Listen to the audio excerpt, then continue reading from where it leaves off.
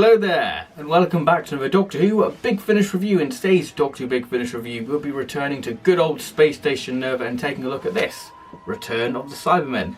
Yes, one of the two Fourth Doctor Lost Stories recently released alongside with the Doomsday Contract, adapted by Nev Fountain, but this one definitely seems to be the more intriguing and more hyped up release because it features the Season 12 TARDIS team with Sarah Jane and Harry Sullivan joining Big Finish. Now we'll see how Sadie Miller and Christopher Naylor do in the actual review itself, but this story itself is a little bit of an oddity because we've technically got this story on our shelves already in the form of Revenge of the Cybermen.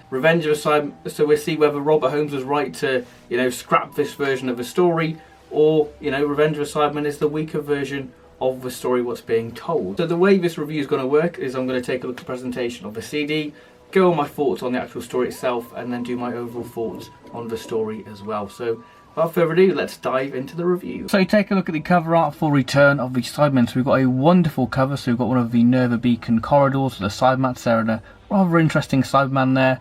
Then we've got Sarah and Harry, and then Sarah and Harry and the Doctor there, and then the Doctor, and then one of the alien colonists there and the Cybermen there. And of course we've got sort of like a plague motif there at the bottom of the cover. Really like that. The Lost Stories, Return of the Cybermen by Jerry Davis, adapted by John Dorney. The side of the release. And the back release there. So if you want to know more about the story, then do feel free to pause.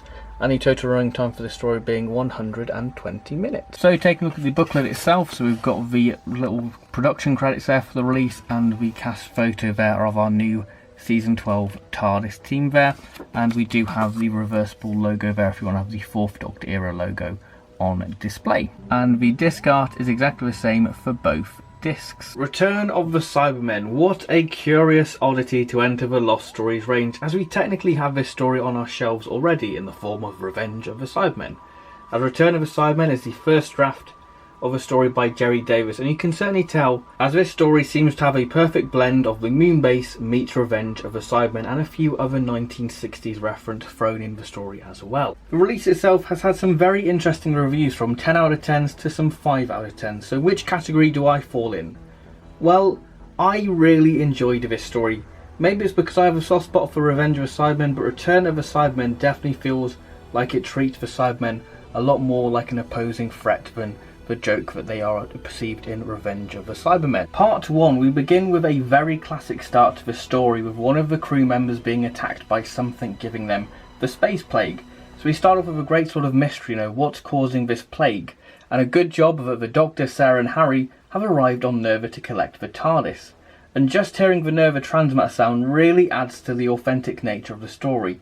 Now speaking of authenticness, we have the character dynamic between the TARDIS crew. It is superb and it really does capture how brilliant they are, as this scene really does show the great chemistry they all have. Sadie Miller and Christopher Naylor just absolutely nail it instantly, but more on those two later.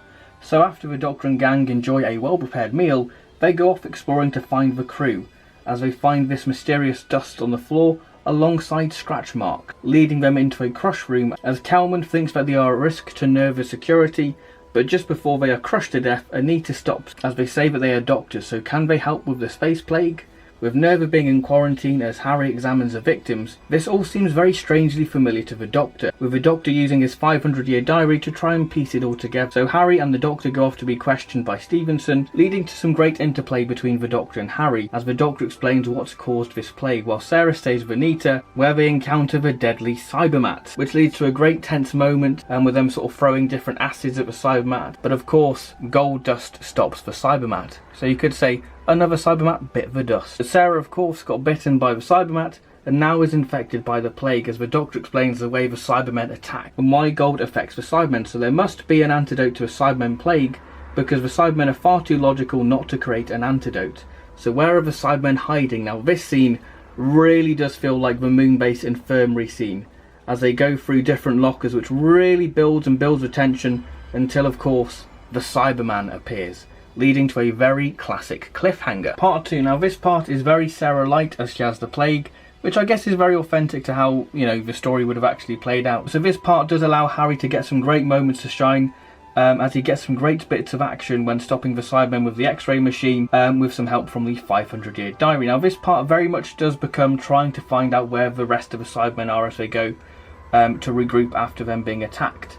So they're trying to find out where the Cybermen are hiding, and they are waiting for their leader to arrive. And if the Doctor can find the leader first, they might be able to alter him. So the Doctor gets a fantastic speech about the Cybermen, that when the Cybermen are at the top, they won't listen, but if you show that they don't have all the power, they're more likely to listen, as the Doctor wants to get the antidote for Sarah, and we learn the history of Nerva itself as off the crew go hunting for Cybermen. Now this does create a very eerie atmosphere as you're thinking, where are the Cybermen hiding? And I think that's, when the Cybermen work at their best, when they're sort of working in the shadows and lurking in the darkness. And I think that story, I think Return of the Cybermen definitely does utilise that sort of fear factor, especially within part 2. With the Doctor and Harry searching the oxygen tanks, they find a skeleton of a humanoid reptile. So the mystery deepens, with this body being covered in gold dust. But while finding that, they also find the Cybermen as the leader bursts through the wall, which is a good bit of proper Cyberman action, as we find out that Kelman is in league with the Cybermen,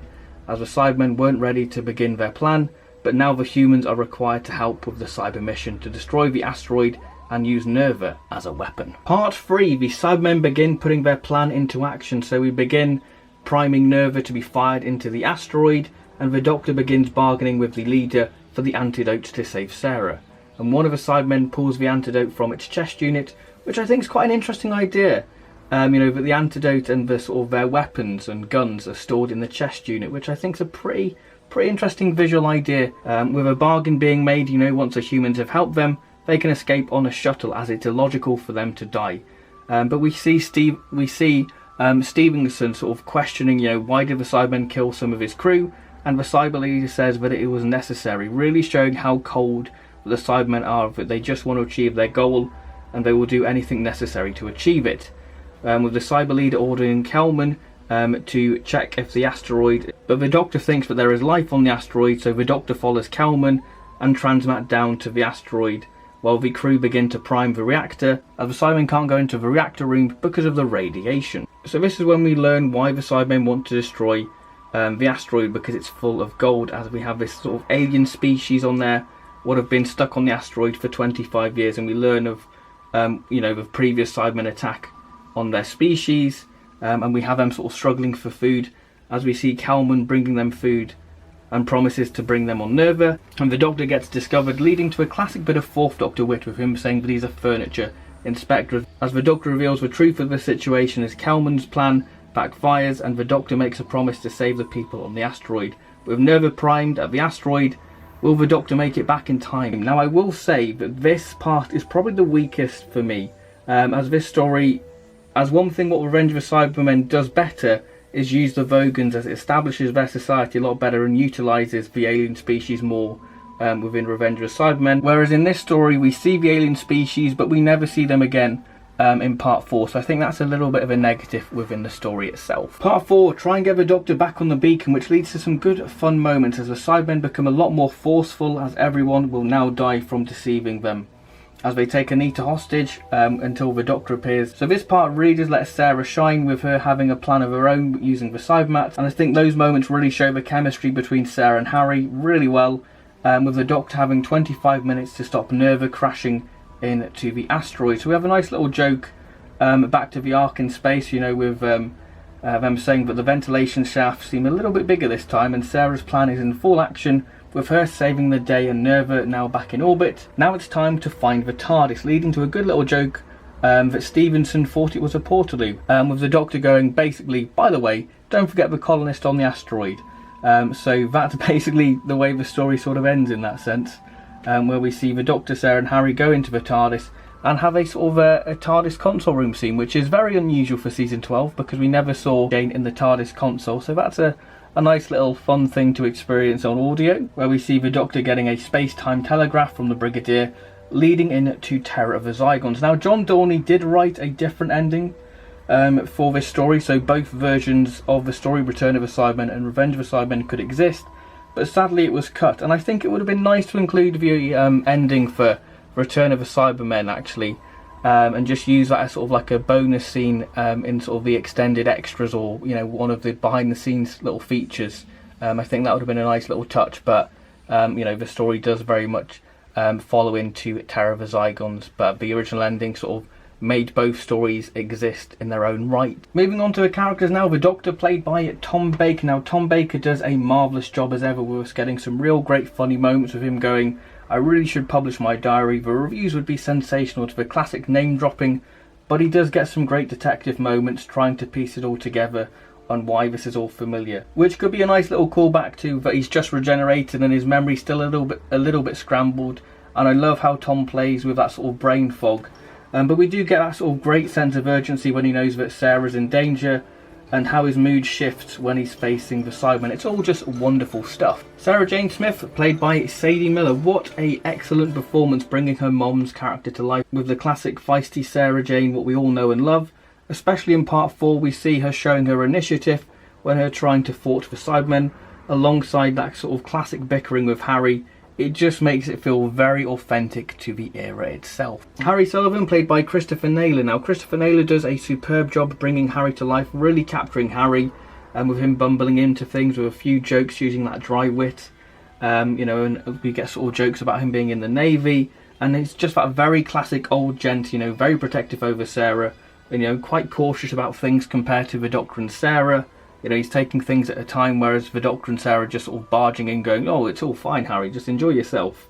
And we do get some great sort of action moments and him using his medical skills as well. Kelman, played by Nicholas Grace, a really good performance, bringing this sly, devious character to life. Very much thinking of himself and how it will benefit him, with him getting some great moments with the Doctor when they lock horns, and just as a really slimy character. Stevenson, played by Nicholas Ashbury. Really good performance, bringing this sort of very gruff captain alive with his sense of duty to the Beacon, and quite a stern, authoritative character. So really good performance by Nicholas Ashbury. So what are my overall thoughts on the return of the Cybermen? Well, I really liked it. I don't know what it is, but there's just something about this story what I just really enjoyed. I think it's because we don't have many 1970s Cybermen stories. It just feels like a real treat when we do get the Cybermen appearing with one of the 1970s Doctors. Now this story is a great little what if and a bit of a curiosity nugget, because it's what if Return of the Cybermen was the season 12 finale. And I have to say that this story does have its merit compared to Revenge of the Cybermen.